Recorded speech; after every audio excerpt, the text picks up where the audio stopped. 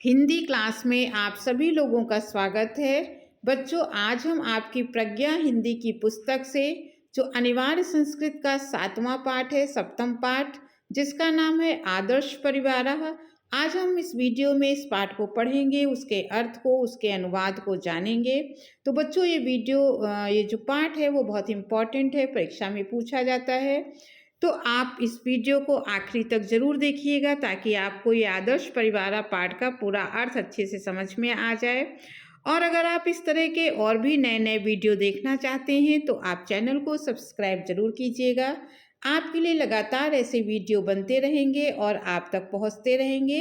तो अब इस पाठ को शुरू करते हैं, उसके अर्थ को, उसके अनुवाद को समझना शुरू करते हैं, जिसका नाम है आदर्श परिवारः।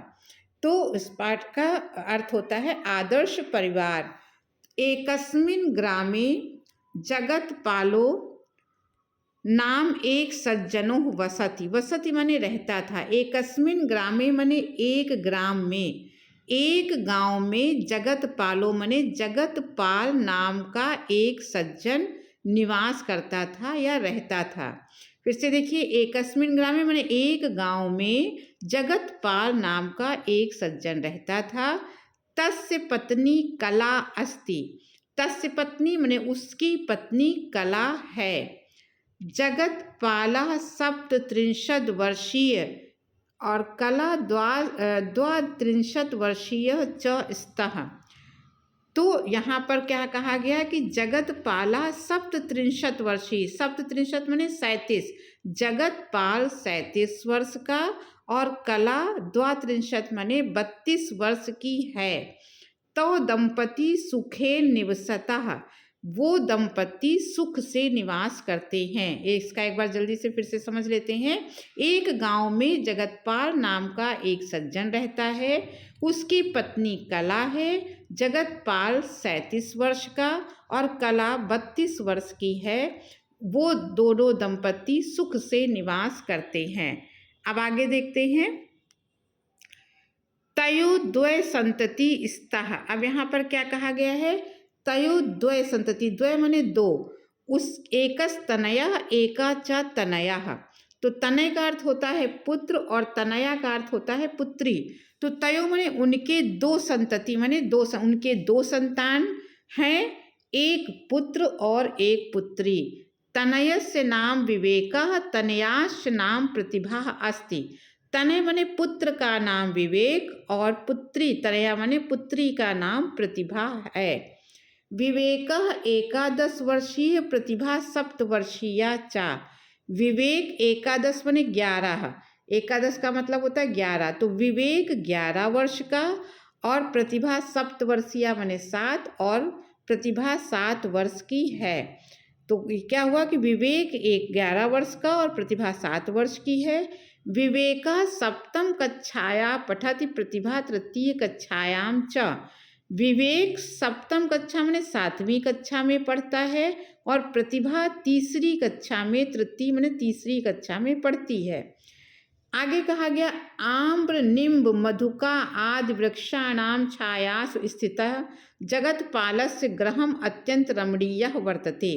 अब आप कुछ शब्दों के अर्थ समझ लीजिए। आम्र माने आम, निम्ब माने नींबू, निम्ब माने नीम और मधुका माने होता है महुआ। आदि वृक्ष माने आम, नीम और महुआ के वृक्ष की छाया माने छाया में स्थित जगतपाल का गृह माने घर, अत्यंत रमणीय माने अत्यंत सुंदर है। फिर से इस लाइन का देखिए। आम, नीम और महुआ के वृक्षों की छाया में स्थित जगतपाल का घर अत्यंत सुंदर है। जगतपालः एक उद्योगी कुशलस्य कृषकः। जगतपाल एक उद्योगी और कुशल कृषक माने किसान है। जगतपाल एक उद्योगी और कुशल कृषक है। अब आगे देखते हैं। सह सर्वदा कृषि कर्माणि संलग्नः स्वकर्तव्यं पालयति। सह सर्वदा माने वह, सर्वदा माने हमेशा, वह हमेशा कृषि कर्म में लगा रहता है और अपने लगे हुए अपने कर्तव्य का पालन करता है। वो हमेशा कृषि कार्य करते हुए अपने कर्तव्य का पालन करता है।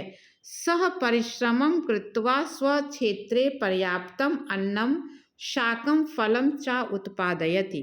वह परिश्रम करके स्वक्षेत्र माने अपने खेत में पर्याप्त मात्रा में अन्न, शाक और फल का उत्पादन करता है। तस्य गृहे एका श्वेत वर्णा धेनु वर्तते। धेनु माने होता है गाय। अब यहाँ कहा गया श्वेत माने सफेद, वर्ण माने रंग। उसके घर में एक सफेद रंग की गाय है। स बहु दुग्धम ददाति, वो बहु माने बहुत दूध देती है। विवेक प्रतिभा च स्वास्थ्यप्रदम पुष्टिदा भोजन कुरुतः। विवेक और प्रतिभा स्वास्थ्यप्रद और पुष्टिदायक माने पौष्टिक भोजन करते हैं। तयो शाकस्य फलस्य चाधिक्यम वर्तते, और उसमें शाक और फल अधिक होते हैं। तो यथेच्छम पयः पीबत, पयः माने होता है दूध। वो दोनों पर्याप्त मात्रा में दूध भी पीते हैं, दूध पीते हैं। स्वच्छानि वस्त्राणि परिधाय तो मातरम पितरम च प्रणम्य पठनाय स्वविद्यालयं प्रति गच्छतः। स्वच्छानि वस्त्राणि परिधाय माने स्वच्छ वस्त्रों का परिधान पहनकर, स्वच्छ वस्त्रों को पहनकर वे दोनों अपने माता पिता को प्रणाम करके पठनाय माने पढ़ने के लिए, स्वविद्यालय माने अपने विद्यालय को जाते हैं। फिर से देखिए, स्वच्छ वस्त्र पहनकर दोनों माता पिता को प्रणाम करके पढ़ने के लिए अपने विद्यालय जाते हैं। अब आगे देखते हैं। कला एका स्वस्थ आदर्शभूता च गृहिणी अस्ति। जो कला है वो एक स्वस्थ और आदर्श गृहिणी है। सा सदा स्वकार्याणि संपादयति, वो हमेशा अपने कार्यों को पूरा करती है। पत्यु संतानयो स्वास्थ्य विषये सावधाना च वर्तते, वो सदा अपने कार्य को करती है और अपने पति, पत्यु माने पति और संतान के स्वास्थ्य के विषय में सावधान रहती है। पति जगत पालो अपि स्वपत्नी कलाम बहुमन्यते, पति जगतपाल भी अपनी पत्नी कला को बहुत मानते हैं। आगे देखते हैं। आगे उन्होंने कहा, अनेन प्रकारेण परस्परम स्नेह सौहार्दम बद्ध अयम लघु परिवारः एकः आदर्श परिवारः अस्ति। अनेक प्रकार से परस्पर स्नेह सौहार्द में बंधकर ये लघु परिवार एक आदर्श परिवार है। लघु परिवारः एवं सुखी परिवारः, लघु परिवार ही सुखी परिवार है। आहारस्य वस्त्रस्य गृहस्य च व्यवस्था लघु परिवारे एवं समुचित रूपेण भवति। आहार की, वस्त्र की, घर की व्यवस्था लघु परिवार में ही समुचित रूप से होती है। लघु परिवारेण समाजस्य राष्ट्रस्य च कल्याणं भवितुम् अर्हति। लघु परिवार ही समाज के और राष्ट्र के कल्याण के लिए होता है। माने लघु परिवार से ही समाज और राष्ट्र का कल्याण संभव होता है।